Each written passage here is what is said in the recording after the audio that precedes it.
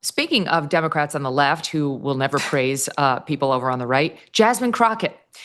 She's run out of actual villains over on the right, so she's starting to make them up, trying to say somebody like a Lee Zeldin, who almost became governor of New York 4 years ago, a Republican, now he's Trump's EPA administrator, took donations from Jeffrey Epstein. Now, we ran this soundbite yesterday. The problem for Jasmine Crockett is not the Jeffrey Epstein, from a guy named Dr. Jeffrey Epstein. I think I've been to a Dr. Jeffrey Epstein before in New York. I mean, who hasn't? Yeah. So she got caught. I mean, she's an idiot. She doesn't do her homework. She's careless. And she got caught. And I said yesterday, she's lucky she said that on the House floor, accusing Lee Zeldin of taking donations from the Jeffrey Epstein, because he could sue her. It's not true, and it is defamatory.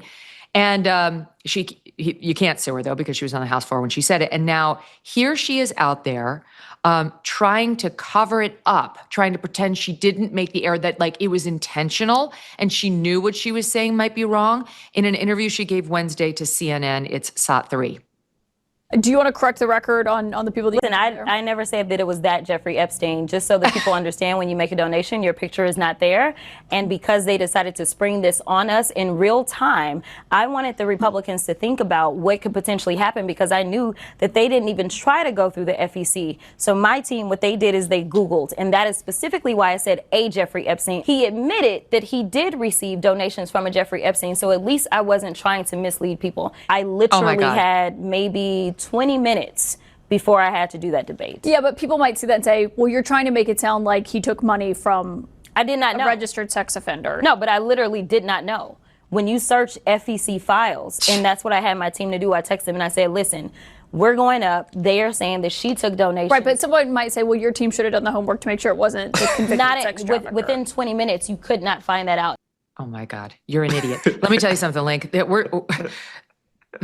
There is the standard in law, which is you can defame a public figure like Lee Zeldin if you can prove that you made a false statement about him and it was made either with malicious intent, that it was made with malicious intent, meaning disregard of the truth, reckless disregard of the truth. That will do it. You knew it was true or untrue, or you were recklessly careless about whether it was true or not. That's what she just did. The only thing protecting her from a massive lawsuit is the fact that she did it on the House floor. The nerve. I only had 20 minutes. We didn't know. That's why you don't say something like that publicly, you absolute cretin. Yeah, absolutely. I will go back to Jasmine Crockett claims she went to law school. She claims she passed the bar exam, but sometimes when she talks, it sounds like she got her GED in prison. Okay, and no offense to the inmates out there, we love you. But Jasmine Crockett, I'm like, you are one of the dumbest, most uncouth women. And then when you look at your team, the fact that no one on the team stepped in, that's the job of your aides and your advisors to say, yo, let's not go out there and say this, or this information isn't correct. And when you've lost Caitlyn and you've lost CNN, you might be on the wrong side of history. When you've lost just for the audience who didn't see the original soundbite, here it is from yesterday. It's SOT4. Folks who also took money from somebody named Jeffrey Epstein, as I had my team dig in very quickly.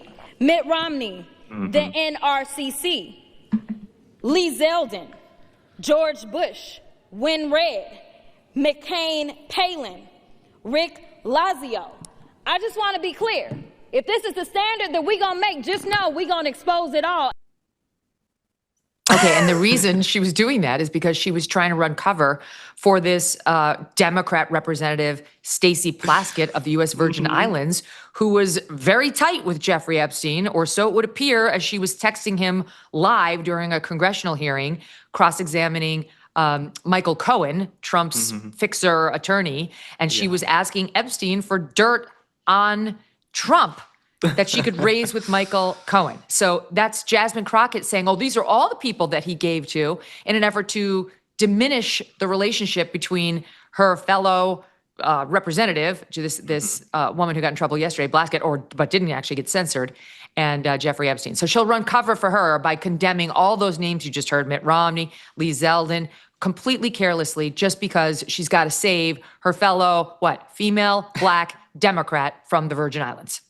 Well, absolutely. And I think it's interesting. The Democrats don't actually care about the facts, right? She's not going to get heat from her own party for this. She's not going to get called in by Mike Johnson or anybody over this. They just like that she's out there and she's loud and she's taking Republicans to task. So they don't care about the truth. Jasmine Crockett, this isn't the first lie that she's spewed. She's gone out there and spread vitriol. We find out from her team that she's a diva. She wants them to carry her purse around and get her a pillow to prop up her back. That's who Jasmine Crockett is. And so none of this is shocking to me. I don't think she's in elected office because she's brilliant or because she's in Mensa. I think she's there because she's loud and they look at her as maybe some resistance type figure, like a Gavin Newsom, part of the resistance, but they might be resistance, but there's no substance, Megyn, with her. I mean, you don't want to sacrifice smart for street. Right. Ideally, you get both if that's your goal, but if you have to choose between one and the other, I'd recommend going for smart. I will say, though, the more time you spend in D.C., you're shocked at how unintelligent some elected officials are. You're like, I could do this. You know, even in Congress, you walk around, you're like,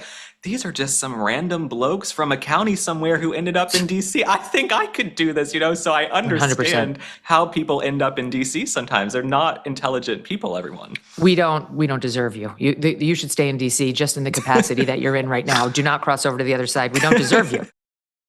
My friend just lost her ring. She went to replace it. She realized it was a gold ring. The price of it has gone up like 25% since she bought the ring a year ago. That's because gold is on the march upward. And it is the one time of year that Birch Gold Group gives away free gold with every qualifying purchase. That's right, for Black Friday, when you convert an existing IRA or 401k into a tax-sheltered IRA in gold, Birch Gold will send free gold to your home for every $20,000 purchased. Gold started this year around $2,600 an ounce. By October, it was over $4,000 an ounce. Why? Global uncertainty. 2025 has been defined by trade wars, central banks are pulling from the US dollar as the global reserve currency, and military tension continues to build. Gold thrives in times of uncertainty, and if you are looking to diversify your savings, Birch Gold can help you.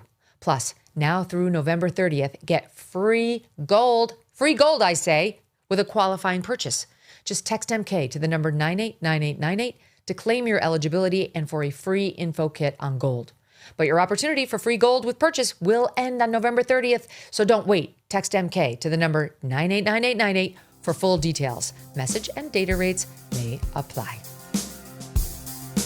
Thanks so much for watching. If you like what you just saw, hit the subscribe button for more clips and full episodes.